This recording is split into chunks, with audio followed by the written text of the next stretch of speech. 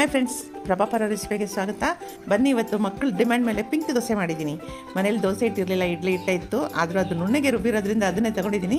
ಒಂದು ಪೀಸಷ್ಟು ಬೀಟ್ರೂಟ್ ತೊಗೊಂಡಿದ್ದೀನಿ. ಅದನ್ನು ಮೊದಲು ಸಿಪ್ಪೆ ತೆಗೆದು ಚಿಕ್ಕ ಜಾರ್ನಲ್ಲಿ ಚಿಕ್ಕದಾಗಿ ಹೆಚ್ಚಿ ತರಿಯಾಗಿ ರುಬ್ಕೋಬೇಕು. ಆಮೇಲೆ ಮತ್ತೆ ನೀರು ಹಾಕಿ ನುಣ್ಣಗೆ ರುಬ್ಕೋಬೇಕು. ಆವಾಗ ಜ್ಯೂಸ್ ಚೆನ್ನಾಗಿ ಬರುತ್ತೆ ನಮಗೆ. ಬಂದಂಥ ಜ್ಯೂಸನ್ನ ದೋಸೆ ಹಿಟ್ಟಿಗೆ ಹಾಕಿ ಚೆನ್ನಾಗಿ ಥರ ಮಿಕ್ಸ್ ಮಾಡ್ಕೋಬೇಕು. ಸ್ಟವ್ ಮೇಲೆ ತವ ಇಟ್ಟು ತವಾನ ಚೆನ್ನಾಗಿ ಬಿಸಿ ಆದಮೇಲೆ ಎಣ್ಣೆ ಸವರಿ ಒರೆಸಿ ಅದಕ್ಕೆ ದೋಸೆ ಹಾಕಬೇಕು. ದೋಸೆ ಮೇಲೆ ಸ್ವಲ್ಪ ಸಕ್ಕರೆನೋ ಅಥವಾ ಬೆಲ್ಲನೋ ಹಾಕ್ಕೋಬೋದು. ನಾನು ಇಲ್ಲಿ ಸಕ್ಕರೆನೇ ಹಾಕಿದ್ದೀನಿ, ಯಾಕೆಂದರೆ ಬೆಲ್ಲ ಹಾಕಿದ್ರೆ ಕಲರ್ ಚೇಂಜ್ ಆಗೋಗುತ್ತೆ. ಅದಕ್ಕೆ ನಾನು ಸಕ್ಕರೆನೇ ಹಾಕಿದ್ದೀನಿ. ಸಕ್ಕರೆ ಹಾಕಿ ನೋಡಿ, ಈ ಥರ ಅಗಲಕ್ಕೆ ಸುತ್ತಿ ತೊಗೋಬೇಕು. ಮತ್ತು ಸುತ್ತ ಸ್ವಲ್ಪ ಎಣ್ಣೆ ಹಾಕಿ ತೆಗಿಬೇಕು.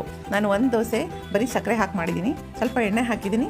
ಇನ್ನೊಂದು ದೋಸೆನ ಸಕ್ಕರೆ ಮತ್ತು ತುಪ್ಪ ಎರಡು ಹಾಕಿ ಸ್ವಲ್ಪ ರೋಸ್ಟ್ ಆಗೋ ಥರ ಇಲ್ಲ. ಸೊ ನಿಮ್ಮ ಮಕ್ಕಳು ಹೇಗೆ ಬೇಕೋ ಹಾಗೆ ಮಾಡಿಕೊಡಿ. ಆಮೇಲೆ ಕೊನೆಯಲ್ಲಿ ಸಾಕು, ನನಗೆ ಬೇಡ, ಇನ್ನು